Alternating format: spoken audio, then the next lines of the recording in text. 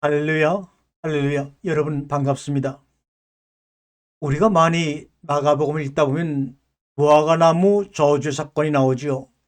그런데 그 성경에 기록된 대로 그 시기에는 무화과나무 열매가 열리는 시기가 아닌데도 열매 없는 무화과나무를 보시고 저주하신 그 사건과 성전을 정화하신 성전 전복 사건과 같이 연결되어 말씀을 하고 있는 것입니다.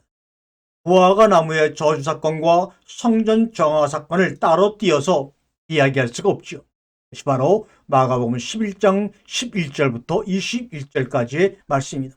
오늘은 저 혼자 요리하는 것이 아니라 이 주어진 말씀의 구절들을 가지고 맛나고 맛깔스러운 음식을 우리 함께 한번 만들어 보도록 하겠습니다. 그러기 위해서 우리 먼저 마가복음 11장 11절부터 21절까지의 말씀을 함께 봉독합니다.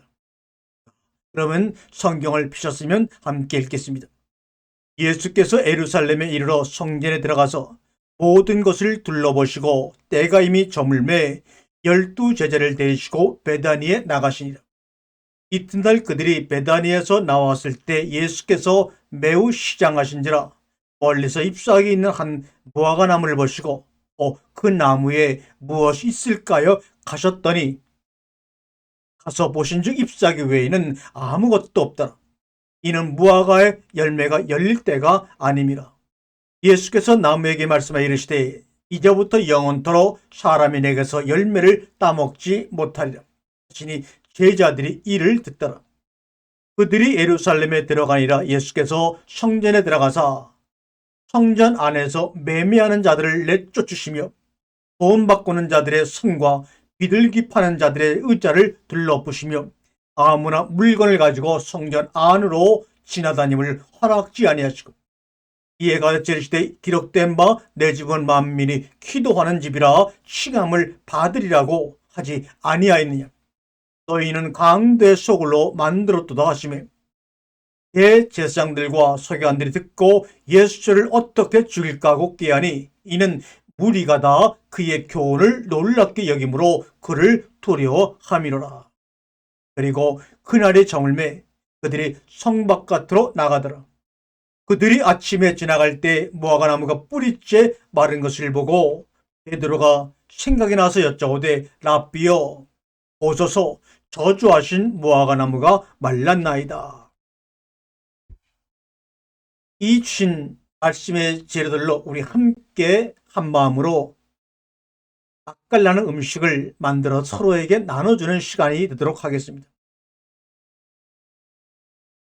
예수님의 일행은 예루살렘에서 첫밤을 베다니에서 묵었습니다. 그런데 아침을 제대로 먹지를 못했습니다.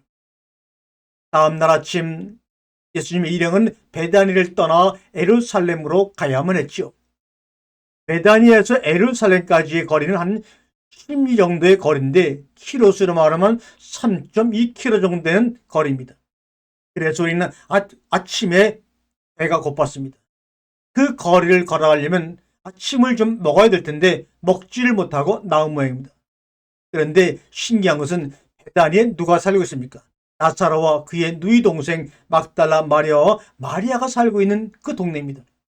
아마 베다니에서 묵었다고 하는 것은 제가 볼 때는 마리아 나사로의 집에서 묵지 않았을까 생각이 됩니다. 그렇다면 예수님을 생각하는 마리아의 마음과 나사로의 마음이 어떠한데 예수님과 이 일행의 아침밥을 거르게 했을까요? 무슨 일이 있어도 새벽에 일어났어라도 두 번을 만들어 예수님과 그의 제자들에게 식사를 하도록 했을 텐데 오늘 본문의 기록을 보니까 아침을 안 먹고 나왔다고 왜 기록을 했을까요? 그래서 배가 고프다고 왜 기록을 했을까요?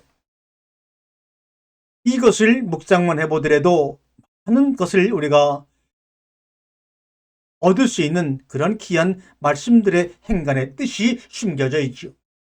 그런데 베다니의 집을 나와 길 옆에 저 멀리 무성하게 푸른 잎사귀로 덮인 무화과 나무를 보게 되었습니다. 순간 예수님은 무화과라도 따먹자 하는 생각이 스쳤습니다. 무화과는 그 당시 이스라엘 백성들이 배고플 때 쉽게 요기가 되는 과일입니다. 열매에는 살이 많고 즙이 많아 참으로 소화도 잘 됩니다. 그래서 무화과 열매가 열렸거니하고 그 나무로 가까이 다가갔습니다. 그런데 예수님과 예수님 일행들이 예루살렘에 온 것은 3월 말 내지 4월 초경이었습니다. 무화과 나무는 3월과 4월에 꽃이 피어 6월이 되어야 열매를 맺습니다. 그러니 3월 말 4월 초에 예루살렘을 방문한 예수님과 그의 제자들은 무화과나무를 보아서도 열매가 열리지 않은 것은 너무나 자연스러운 일이고 당연한 일이었습니다. 그런데 그거 자연스러운 것을 넘어서 예수님은 그 순간 그 무화과나무를 지칭해 저주를 퍼부었습니다. 그런데 여기에는 관사가 붙어 있습니다. 무화과나무 일반이 아니고 모든 무화과나무를 이야기하는 것이라 바로 그 무화과나무, 그 한 나무를 지칭하여 저주를 퍼부었다 이 말입니다. 바로 마가복음 11장 13절과 14절의 말씀에 기록되어 있죠. 멀리서 입이 묵성한 무화과나무를 보시고 혹시 그 나무에 열매가 있을까요? 가까이 가서 보셨는데 잎사귀 밖에는 아무것도 없었다. 그런데 또 기록되길 무화과의 철이 아니었기 때문이라고 이유까지도 밝히시는 예수님이 왜 그 무화과 나무를 향하여 그 나무를 향하여 저주하셨을까? 예수님께서는 그 나무에게, 그 나무입니다. 일반적인 무화과 나무가 아니라 그 나무에게 말씀하셨습니다. 이제부터 영원히 내게서 열매를 따먹을 사람이 없을 것이다. 그러면서 제자들이 예수께서 말씀하시는 것을 들었다라고 기록합니다. 바로 이것은 예수 그리스도의 마음속의 심정, 현재 예수의 내면의 심정을 노출시킨 상징적 담론에 불과합니다. 예수는 독백합니다. 나는 배가 고팠습니다. 그런데 그 순간 나의 배고픔을 해결해 줄 수 있는 듯이 해결해 줄 수 있는 듯이 보이는 나무가 나타났습니다. 그 나무는 너무도 무성하고 탐스럽고 아름답고 때깔 좋고 풍성하게 보였습니다. 그러나 그 나무는 비록 계절이 아니었다 하더라도 그 나무는 나에게 배고픔을 해결할 수 있는 아무런 열매를 제공할 수 없었습니다. 지금 나의 배고픔을 해결해 줄 수 없다면 이 무화과 나무야 영원히 열매를 맺지 말아라. 뿌리부터 썩어 말라버리라. 이렇게 주님은 심하게 말씀하셨습니다. 왜 예수가 이런 말씀을 했겠습니까? 이것이 저주일까요? 아닙니다. 그것은 저주가 아닙니다. 선각을 아는 지식의 나무를 먹으면 죽고 죽으리라는 것을 원죄의 저주로 우리는 봐왔지만 그것도 또한 저주가 아닙니다. 예수님은 그 당시 예루살렘 성전 입성의 대업을 앞두고 있던 시점입니다. 여러 가지 착잡한 심정에 사로잡혀 있었습니다. 그리고 예수님은 어제 석양에 이미 성전에 들어가 성전 사전 답살하고 치밀한 계획을 세우고 있었습니다. 예수는 실로 웅장하고 거대하고 찬란한 헤롯 성전의 위용을 이미 목도한 뒤였습니다.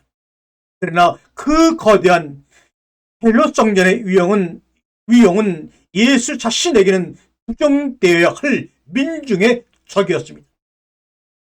지금 배고픈 나는 배고픈 민중 오코로스를 의미하는 것입니다. 이 배고픈 나에게 열매 하나도 제공할 수 없는 무화과 나무는 이스라엘의 전승 그 자체를 의미하며 헤롯 성전을 의미합니다. 겉으로는 그렇게 무성하고 아름다운 녹음 방처를 자랑하고 건물의 위용을 자랑하지만 배고픈 오코로스, 민중의 고뇌와 가난과 배고픔을 철저히 외면하고 있던 것을 주님은 말씀하고 있는 거예요. 무화과 나무는 그 구약을 상징하며 율법을 상징하며 율법의 권위의 정점에 있는 솔로몬의 성전 헤롯 성전을 상징하며 로마 제정과 켈탁한 유대의 타락을 상징하는 것입니다.